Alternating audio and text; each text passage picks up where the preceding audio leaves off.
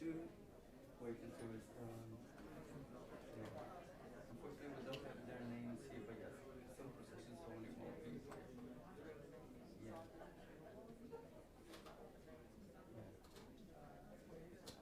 As soon as they finish breathing, you can keep them.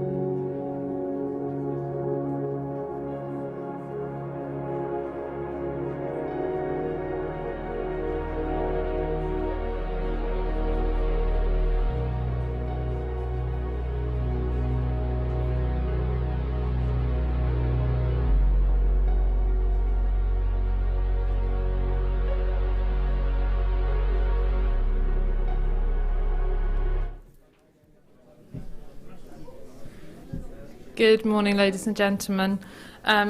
Welcome to the Royal College of Surgeons of England's Diplomate Ceremony for November 2021. Today there are no planned fire drills, so if you hear an alarm, please leave by the nearest fire exit, which may be behind you. When you're in this room, they're just here and about halfway down. If you follow a staff member, they will escort you to safety. Please do use your phones to take lots and lots of photos and videos, but do remember to switch them to silent so they don't disrupt the ceremony. And if you wish to share your pictures on social media, please use the hashtag RCSENGDips and tweet us at RCS News. And now, without further ado, I will ask you to please be upstanding for the Royal College of Surgeons of England Council Member and Court of Examiners.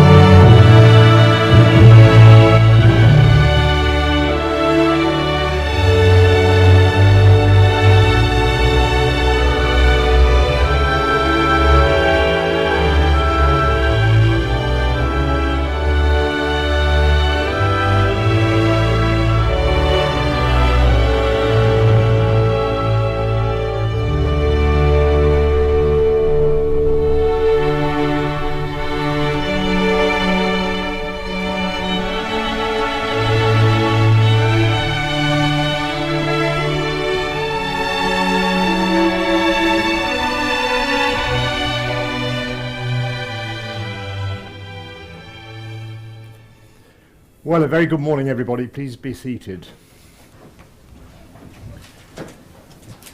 I want to just first of all mention one of our colleagues who had a fellowship in 2014, Irfan Halim, who you may have heard worked at Great Western Hospital in Swindon and sadly died despite 2 vaccinations of COVID, having spent a lot of time on the front line putting himself in harm's way. And we had a moment's silence for him at the beginning of the week, and I'm not proposing to do that again, but I just wanted to use that as an opportunity to say thank you to you all. I mean, we do understand that training has been very severely disrupted during the COVID pandemic, and we understand that many of you have done things out of your comfort zone, have helped out in zones of the hospital where you wouldn't have done previously, and we're very, very grateful. And those politicians and leaders of the health service who I meet from time to time repeatedly say to me, please, please do thank all the medical staff you meet for the fantastic contribution they've made during the pandemic. So, to all of your parents, friends, significant others, supporters, a very warm welcome to our new college building. We received the keys, as it were, at the end of April, beginning of May, and we've gradually been unpacking our suitcases and making it home. It's taking a while, lots of pictures to put up on the walls yet, lots of little problems to iron out. For example, doing these dip ceremonies, we haven't ever done them before in this room until the last 2 or 3 weeks. So we're learning all the while, so if anything seems a bit clunky or not quite as it should be, please forgive us. I'm sure you will have seen downstairs the John Hunter statue, which many of you would like to get your photographs taken of in front, I'm sure. On the opposite side there is going to be eventually the John Hunter Museum, the Hunterian Museum, which he gave to the nation on his death. Quite a responsibility, fantastic collection. And that will begin to be displayed in a brilliant new museum from the early months of 2023, we hope, when there'll be a proper major opening of the college officially, with all the bells and whistles and so on. Now, I just thought you'd like to reflect a little on the grand tradition you're joining. On the screens here are a facsimile of the Holbein painting of Henry VIII giving the original charter to the barber surgeons and the company of surgeons. 1540.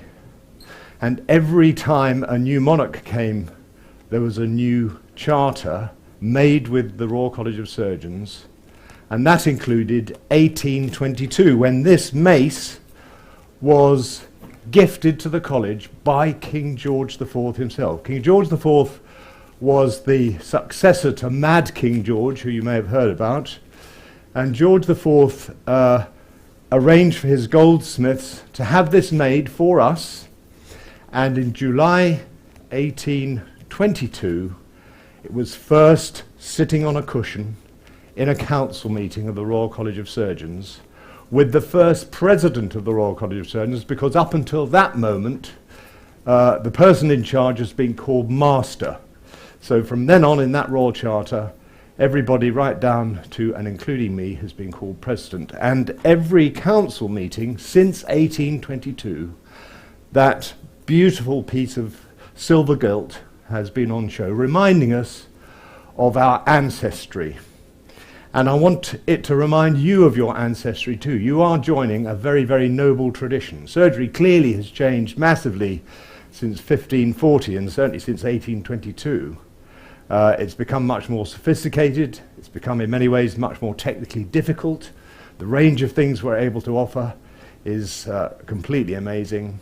And I just want you to reflect a moment on the potentially brilliant opportunities you have ahead of you.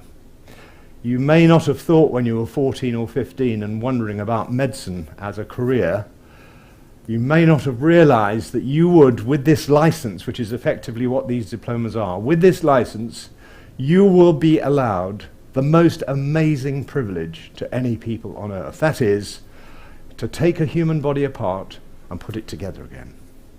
That is a fantastic responsibility. And I want you today to use this as a sort of marriage ceremony to confirm your vows in your professional lives to work to the highest possible professional, ethical and moral standards you can, to be a team player and to be kind to your colleagues. I think it's really, really important that we, all of us, realize that we're now parts of teams. Even John Hunter said, surgeons on their own can't do the miraculous things they do. It's not just the surgeon, it's clearly the team, and it's clearly the human body that does the rest of the healing up. So just 2 or 3 other things to say before we get on with the diploma ceremony.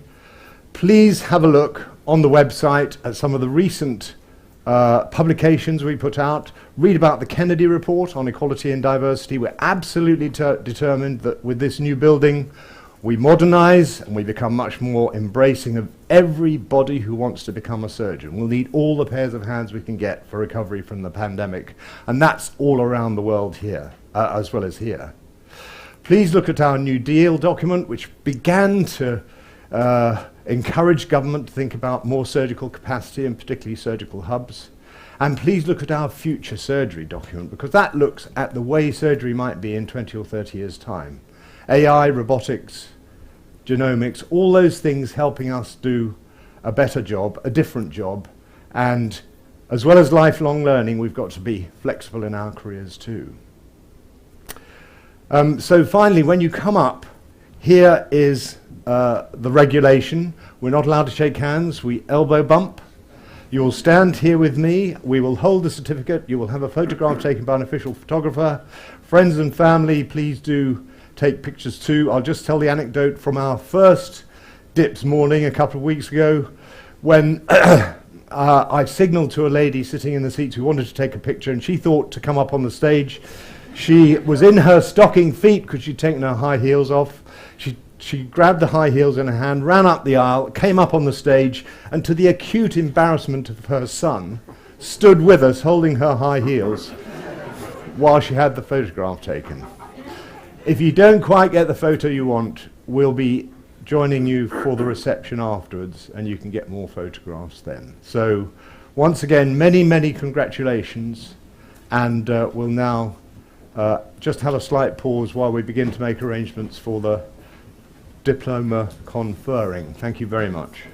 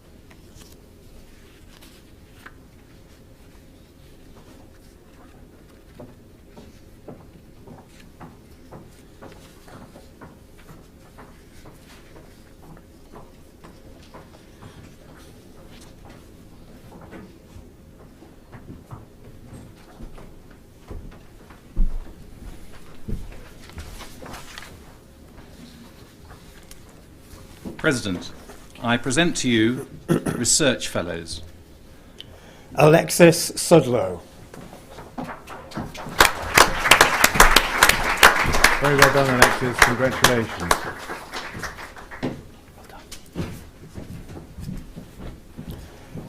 Anthony Thaventhiran.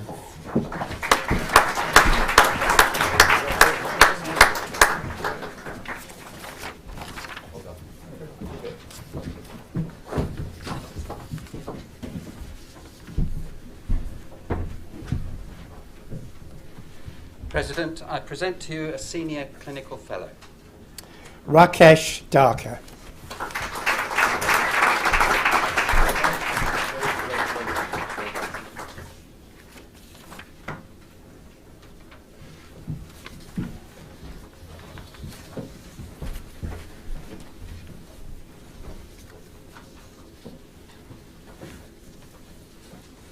President, I present to you successful fellows in an intercollegiate specialty examination, fellows in cardiothoracic surgery. Rizwan Kasim Atia.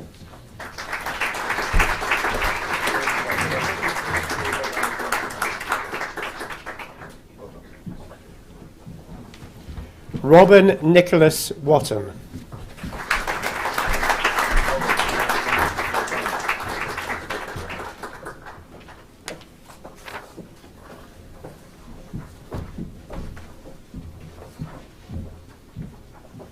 President, I present to you fellows in general surgery.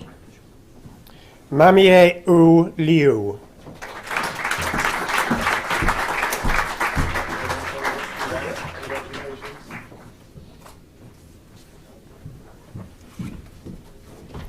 Fawaz Mohammed.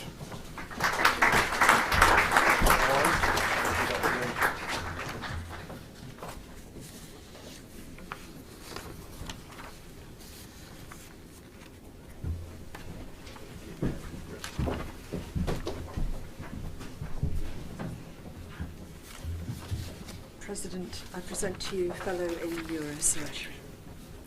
Abiodun Lukman Aziz.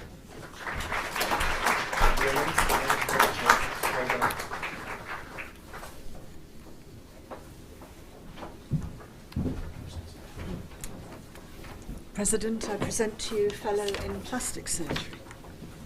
Oliver Henry Sawyer.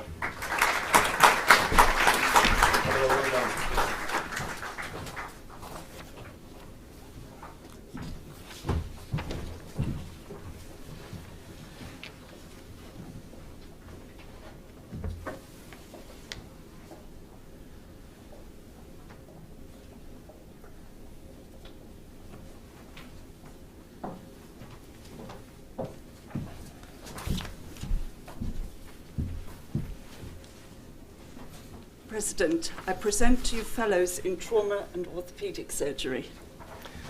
David Maxwell Sterling Bodansky.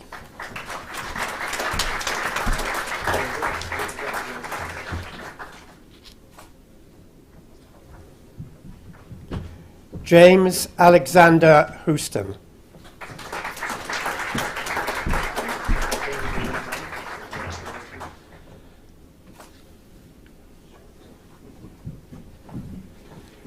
Leslie McKee.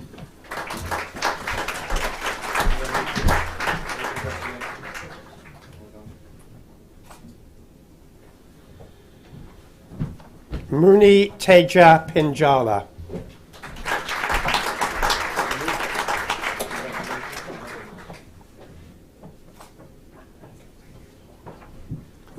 Arbid Sanaula.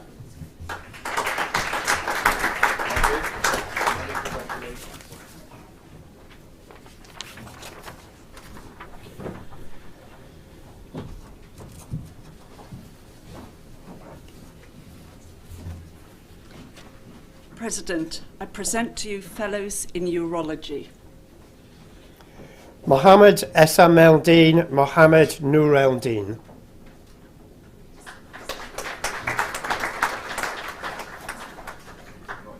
Not here. Michael Wanis.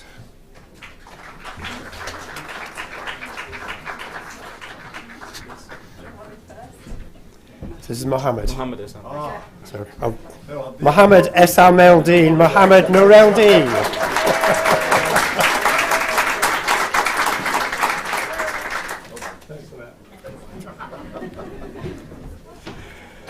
And Michael Wanis.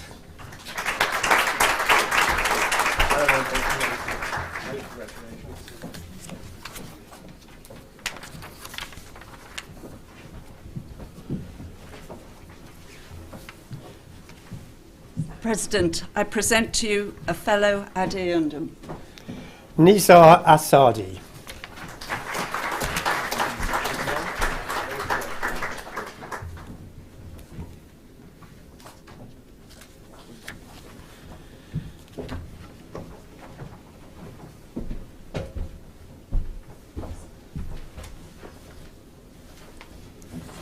President, I present to you successful candidates at recent examinations for membership of the Royal College of Surgeons. Diplomats from Bahrain University, Pakistan, University of Birmingham, University of Bristol, University of Cambridge, University of East Anglia, and University of the Gambia. Isaac Jaban. Congratulations, let me see, well done. Panduka Jayawardena.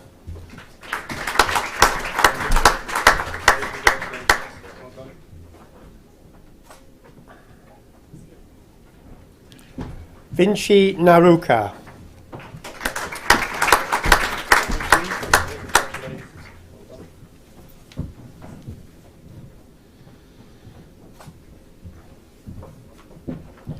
Gordon Macaulay.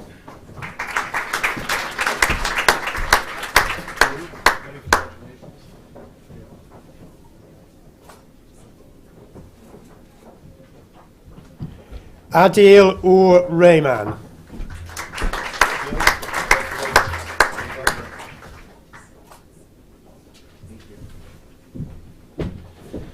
Sefa William Cambilin.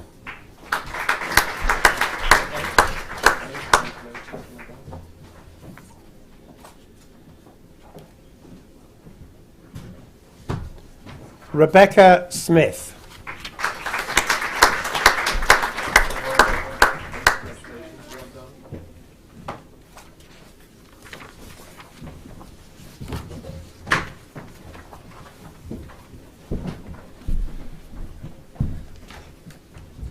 President, I present to you diplomates from Cardiff University and the University of Glasgow. Victoria Bevan.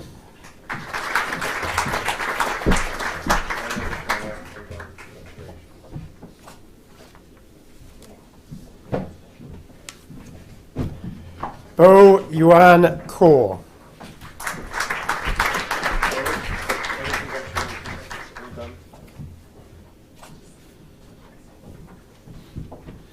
Arachige Don Nesta Rukmal Ponwira.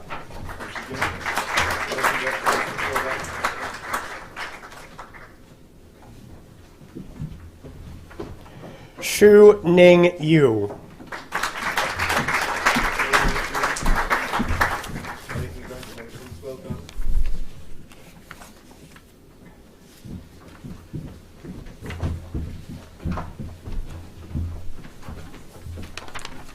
President, I present to you diplomates from GKT School of Medical Education, King's College London, Tanta University, Egypt, UCL Medical School, University of Leicester, University of Manchester, University of Mauritius, University of Sheffield and University of Southampton.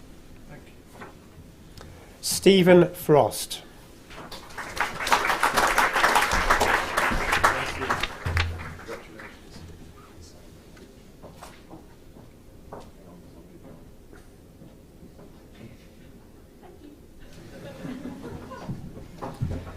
Daniel Clement Ose Bourdon.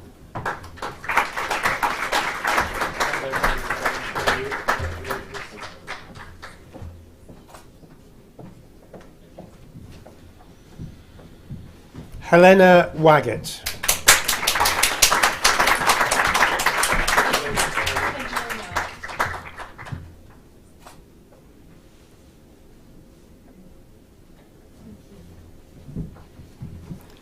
Edward James Michael Hart.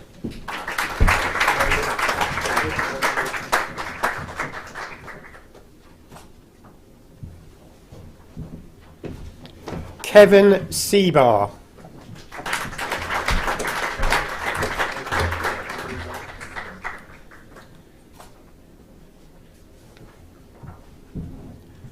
Grace Bennett.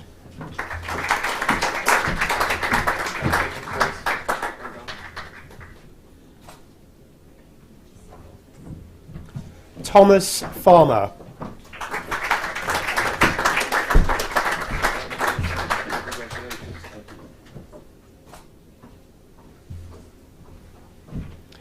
Karim El Shishtawi.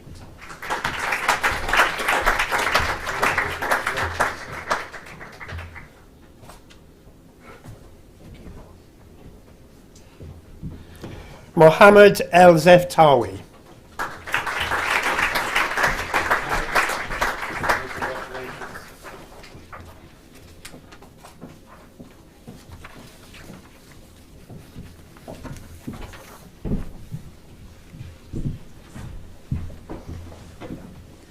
President, I present to you successful candidates in the recent examinations for membership of the Royal College of Surgeons of England via the ENT route. Ali Musin Shnayin Al-Hilawi.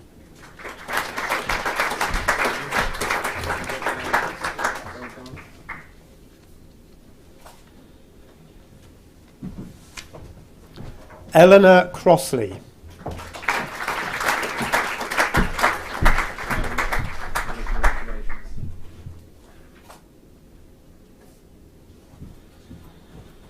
Olivia Kenyon.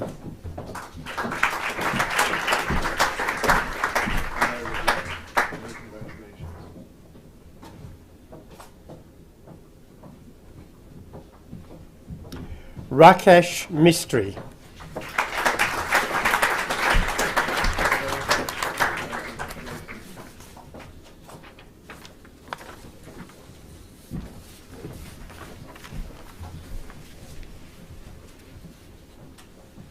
President, I present to you a successful candidate in recent examinations for the Diploma of Otolaryngology Head and Neck Surgery. Kirsty Louise Davies.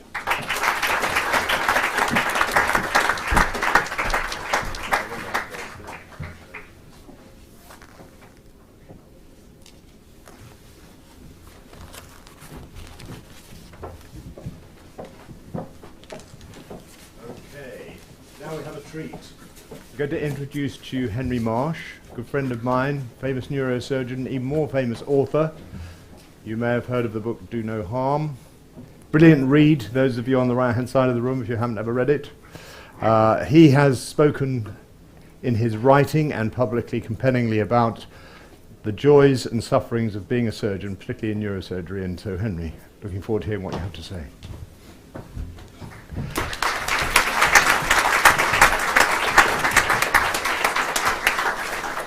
It's wonderful to pass the exam. If you're like me, and I'm sure you are, you'll never forget it. It was, of course, rather different 40 years ago. I remember standing at the bottom, downstairs at the bottom of a staircase, in a group of about 50 or 60 people, all men, all wearing suits, of course. And as a man came down the staircase, in a very indifferent tone of voice, read out a list of numbers. Now, the pass rate in those days, you're very lucky, was about 12%. And I remember distinctly standing there in this group of people, and the numbers suddenly jumped 20 places. And there was a strange sort of rustling sound behind me, which is the sound of 20 surgeons realizing they'd failed, probably yet again. And then your own number was read out. And I remember almost sort of floating forwards past the statue of John Hunter. It's a wonderful thing to pass the exam, and this is very much a personal achievement based on a huge amount of hard work and months of study. So it really is great, and I congratulate you on that. But that having been said, we have to remember that surgery is by its very nature a collective enterprise. It's like a great big mountain of thousands of pebbles contributed by all our predecessors over the years. Now, in the past, some of them contributed great big rocks. Each of our specialties has a towering figure. In neurosurgery, it's Harvey Cushing, for instance. But those days are past. I very much hope in your future careers you will contribute pebbles to that pile of our collective effort as surgeons. But it's very unlikely any individual surgeon is now going to make some huge, tremendous contribution. And a lot of things have changed over the 40 years since I passed the FRCS. Some things haven't changed, however, and I want to talk a little bit about one of the most central problems of being a surgeon, which is finding a balance between caring for our patients and compassion and being detached. There is a lot of talk nowadays about doctors aren't sufficiently empathic. Well, the strict meaning of the word empathy is to actually feel what somebody else feels. And we can't do that. You couldn't operate on somebody if you actually felt what they were going through or what the family was feeling when they were waiting outside when you're doing some difficult or dangerous operation. We have to be detached, but not lose our humanity in the process. And that's very difficult, actually. And I'm sure you all feel you have colleagues who perhaps are a bit too detached, or more rarely perhaps a bit too involved. Many people think surgeons are psychopaths. Well, we're not. I can think of a few colleagues who have slightly psychopathic personalities, and by which I mean they don't seem to suffer when their patients come to harm. But the price we pay for our wonderful work is it hurts like hell when our patients come to harm, and they will. And no operation is safe. I know of a case of a patient who had a sural nerve biopsy which turned into necrotizing fasciitis, and the leg was amputated for a sural nerve biopsy. So everything we do has an element of risk.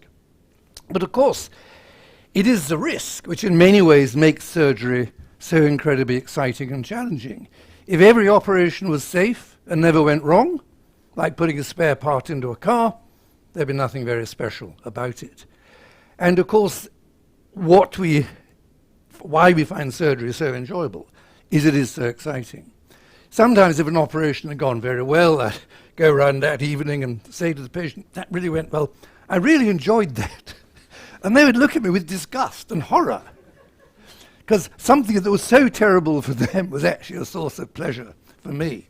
And I'd look at them and say, well, actually, but would you want an operation to be done by a surgeon who didn't enjoy doing it? And they would understand the point of a joke. But there is this sort of central paradox almost, that we're constantly balanced on not exactly on the verge of catastrophe, but what we do is intrinsically dangerous, and that is why it's so rewarding and so exciting. Now, there is a fundamental rule which nobody ever told me, and I doubt if anybody's ever told it to you, but we all know it instinctively as soon as we step onto the wards. But there is nothing more frightening for a patient than a frightened doctor, and especially a frightened surgeon. And we all learn we have to hide our feelings. We cannot, and often we are uncertain. Often we are slightly anxious and frightened, because surgery is exciting and frightening, and that's why we do it in the first place. And we have to hide our feelings from our patients. And of course, given human nature, the best way of hiding our feelings, the best way of deceiving other people is to deceive ourselves. And I like to say in a slightly jocular sort of way, self-deception is an important surgical quality, which we all need to some extent, because it's one of the many tightropes we have to negotiate. We have to negotiate this tightrope between compassion on the one hand and scientific detachment on the other hand. We have to negotiate a tightrope between being self-confident and sure of ourselves. When we walk into the operating theatre, we can't be shaking like a leaf and thinking of all the things that might go wrong and doubting ourselves. But we have to be endlessly self-critical as well. And that actually is very difficult. Human nature is such, the psychologists call it the optimism bias. 50% of people think they're better than the average driver, things like that. We all have a high opinion of ourselves. Surgeons, notoriously so. But that's because we have to have a high opinion of ourselves in order to do the work. And the solution to this problem, of course, is in fact good colleagues. To me, the mark of a good surgical department is not so much whether it's got brilliant individuals, but whether there's a good, constructive, critical, supportive working relationship, above all, between the senior doctors. Because there's another fundamental rule of human nature, which is other people are better at seeing my mistakes than I am. And when you look at all the surgical scandals over the years, which have driven a lot of excessive regulation in the NHS, including the, dare I say it, the farce of revalidation, it's been because of doctors working on their own, unsupervised, without good colleagues. So to be a good colleague, if you are a good colleague, you're more likely to have good colleagues in return. So although we have to be egotists and ambitious and work very hard to pass the exam, we must never forget that ultimately surgery is a collective activity. The word is teamworking. The trouble is the word teamworking has got rather devalued in recent years. It means sitting in boring meetings and decisions never being made and spending more time talking about working rather than actually working. But it really is actually critical to a successful surgical career. Your relationship with your colleagues, your relationship with all the other staff you depend upon, the theatre nurses, the ward nurses, the cleaners, the porters, the whole community which a hospital is. Although in the modern day of huge institutions, that sort of sense of community is very difficult to reproduce. The NHS is always in a state of crisis. It's not going to change. You will face many frustrations and difficulties in your careers. But I know absolutely, because you're surgeons, you will still find it worthwhile. Operating is never, ever boring. How many of you have friends outside the medical world who have a job as rewarding, as exciting, as involving, as meaningful, that matters so much? We are incredibly privileged to be surgeons. And although I wish in many ways you could have as, not exactly easier, but a much easier career, as easier career as I had when consultants had much more autonomy and there was much less regulation than there is now, you will still have, I know, deeply rewarding lives because you are surgeons. Mark Twain, a great epigrammatist, once said, if you find work you love, you'll never have to work a day again in your life. And I still feel that, looking back on my career. So I wish you very well. I know you're going to have great careers. I know you'll never doubt your decision to become surgeons. And coming back to the pebble metaphor, I would also say remember the Royal College. In many ways the Royal College is the glue that holds all those pebbles together. You are here because of the Royal College. You've been trained and taught because of the great tradition. Teaching and operating for all of us, almost all of us, go hand in hand. And I hope you will all become great teachers and great researchers and great surgeons, and beyond all that, good doctors. I speak as a man now with advanced prostate cancer. I'm now at the receiving end. I was in my hospital this morning teaching. I no longer treat patients. And when I see all the brain scans flashed up, or the metastatic spinal METs and scans flashed up, I've now lost that rather divine detachment I had, and I feel a slight anxiety, which again is this problem of finding a balance between compassion and detachment. But I have no regrets, and you'll have no regrets, and I wish you good luck and wonderful careers. Thank you very much.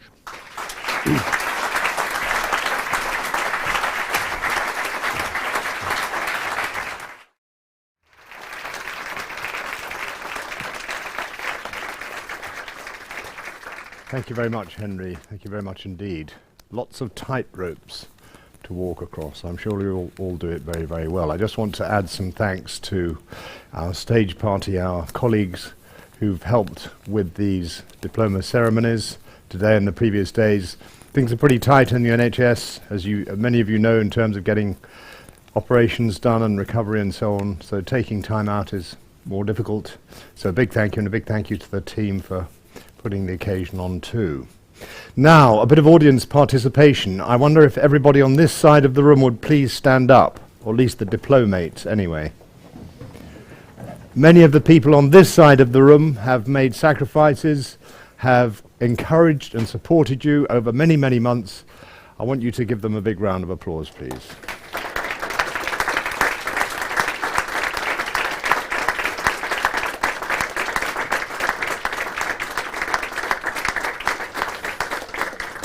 Okay, that's great. Please be seated, and everybody on this side of the room stand up, please, and those at the end of the room who aren't diplomates too. This is our last chance to give them a very, very big round of applause for their significant and terrific achievement. Big clap.